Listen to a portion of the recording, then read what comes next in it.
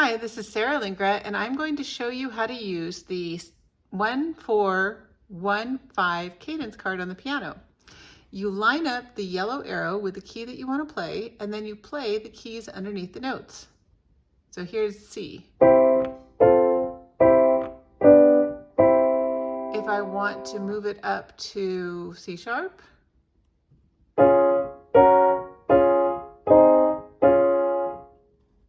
D.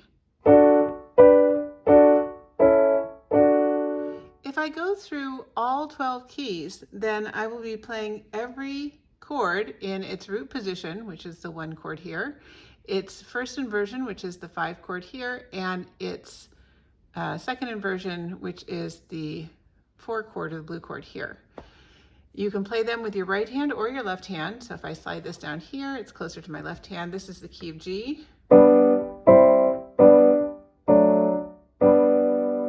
And it just makes teaching these chords much easier.